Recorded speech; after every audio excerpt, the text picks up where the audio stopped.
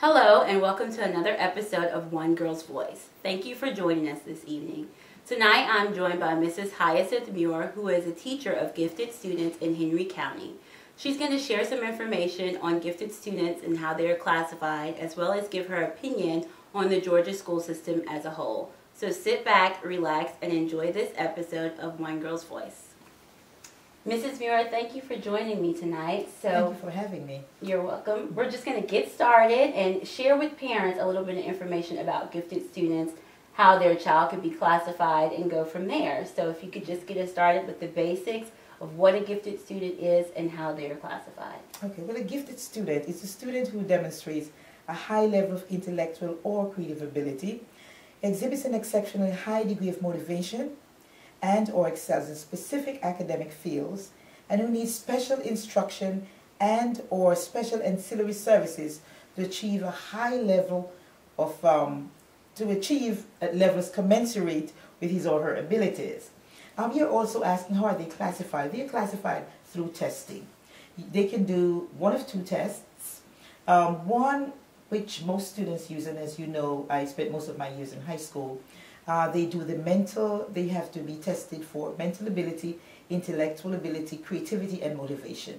Once they are tested in those 4 areas, then they are classified as being gifted, depending on their score, of course. Okay. Parents sometimes confuse the gifted student with the high achiever. Okay. They must score at a certain percentage or in a certain percentile in order to be classified as gifted. So a student can be very bright, but not necessarily gifted. Okay. So at what age do they normally start administering tests to classify the students? It's usually K through 12. They can start from kindergarten. Okay. But as I say, there's a psychometric testing that is done for the younger ones. The older ones usually do the one that I mentioned earlier on about the ability testing, where they have to go through mental ability and creativity and so forth. Okay, that's interesting. So I have parents who might think their child is gifted, they could not be, and they might be. So what signs should a parent look for? What signs should a teacher look for to know when to start maybe administering these tests for students? Okay, the child is way above average. The quality and level of their vocabulary and also their questioning will give an indication as to whether or not they're gifted. They're extremely inquisitive in the sense of wanting to learn more, asking higher order thinking skills questions. They also sometimes are a bit, they're extremely curious, and sometimes in class, if the teacher is not careful, they can mislabel them as being disruptive. Okay. It's not that they're disruptive, it's that whatever is being offered to them, they think differently. They're marching to a different drummer. The teacher may be having a classroom that is structured the traditional way. You give them this, you give them that. Gifted students, in a jiffy, they're through the work and they want to move on, and they think way outside of the box. That's interesting that you say that, because I actually spoke with a parent a few weeks ago whose child in one county was actually going to be held back because he was disrupting the class. She ended up moving him to another county. They tested him, and he was a gifted student. So how often have you seen students not tested, not classified, and get held back or miscategorized as a result of people not understanding the signs of a gifted student? I have seen it quite a number of times throughout my teaching career. The unfortunate thing is there's some teachers who they come into the room and this is how I'm going to structure my lesson for today. It doesn't matter where the students are, it doesn't matter what is happening. This is my focus for the day, without taking into consideration the learners. One realizes that there are different learning styles, but from the child's reaction and response to questioning and everything, the teacher, if well trained and well schooled, should be able to identify that this is more than average, you know, the questioning, the mannerism and everything. I need to have this child tested. Mm-hmm. How do we refer children to the gifted program? If a teacher truly cares, he or she will identify the students that, you know, something is going on. This student is just not like the others. Let me have him tested to see whether or not he's gifted. or the teacher can refer. So most times referrals are made through the teachers in the classrooms. Okay. And if the teachers do not do that, parents also, if they're involved in the dynamic process, they should be able to come to the teacher and to say, or to the school, and to say, well, I don't know, my child seemed to be an exceptional child, or he's not doing very well in school. Could he be tested for gifted because I'm having behavior issues with him? And I do not want to say he's not motivated because the teacher's not offering much. The parent could, take a proactive approach by saying, I would like to have him tested because the home environment and everything else seem to be fine, but he's not doing well in school and I need to know what is the problem. Okay, that's all great information for parents to know and teachers to know as well.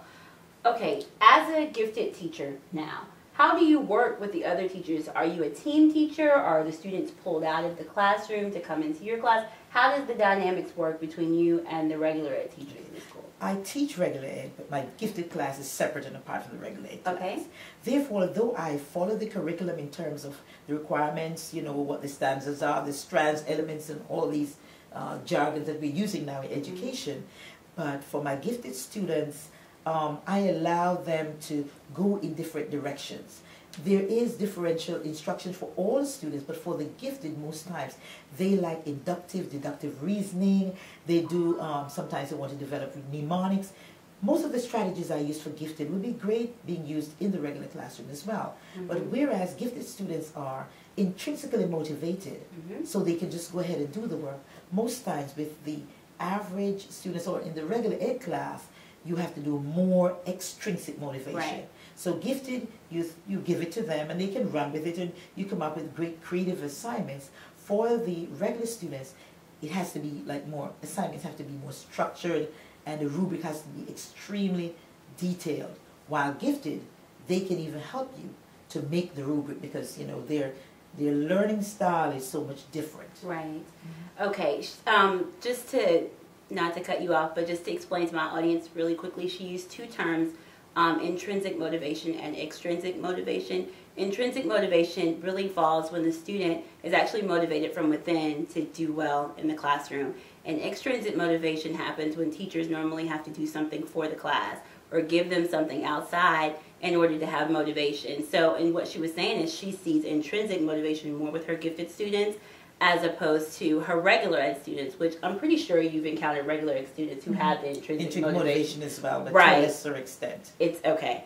So just so you know, that's extra information. Look for these signs in your children.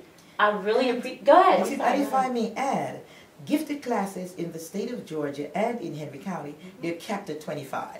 Really? Whereas regular classes, it's 32 for middle and high school. Well, it was 32. I've transitioned in all this that's going on right now.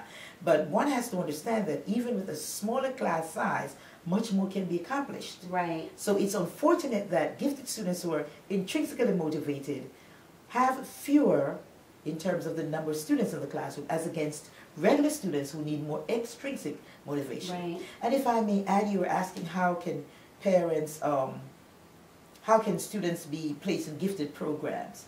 Let me go back to what I said earlier on about parents being proactive. Okay. Because especially parents sometimes of, if I may add, lower socioeconomic groups, they are not conversant with what to look for. They know their children are quote-unquote bright, right. but they do not follow up to see that the children are placed or are tested. Some are not aware of the process, right. which is the testing for them to be placed into the gifted program. Consequently, they just drift apart and become problems, classroom problems, instead of being challenged in the right direction. Sometimes the next president of the United States, or not next, but future president of the United States, doctors, lawyers, electricians, you name it, they are left adrift because they become a behavior issue.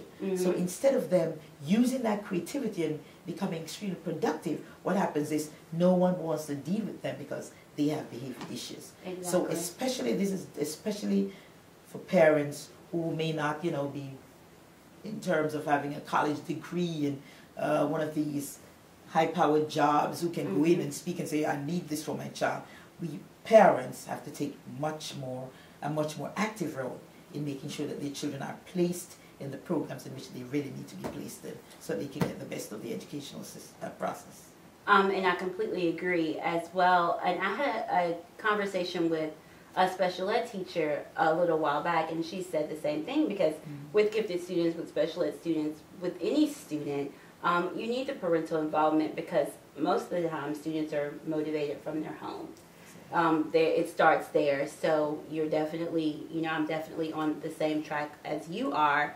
So it's important, parents, teachers, that you work together, because, a lot of parents, I don't know if you noticed, they have, the excuses are normally they're working, or they just don't have time to do it. But trust me, sacrificing a day or two or an hour or two just to make sure that your child is on the right track ultimately pays off. To have a child that's classified in a special education class as opposed to being in a gifted class because they were wrongly classified or misclassified, it's a tragic thing, and it could actually stunt their growth as they go through education. So we don't want that. We want you to try to be as involved as you can, because it's very important. So do you want to add anything Just one else? last thing is, I know I had worked with gifted in Florida, the state of Florida as well, and there I had much fewer students in gifted programs than here in the state of Georgia. So I'm glad that minority groups are now seeing that it's important as well to have their children tested and placed in gifted programs. Because for some of the gifted and AP students I've dealt with, they start from gifted, move into that program, most times it's not minority groups. But the group I'm working with this year, for example, I have more minorities.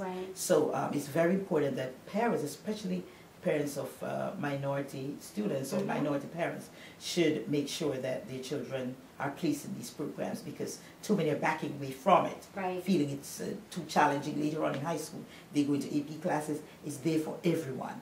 So I hope they grasp the opportunity to get their children tested. I think that that's very important as well. We'll definitely have to pick up with Mrs. Muir, because I want to ask her a few more questions concerning the system as a whole and the testing as it relates to AYP, because that's very important. But there will be a part 2, so you have to stay tuned. I appreciate this opportunity to talk to you. Thank you. And that's all for this episode.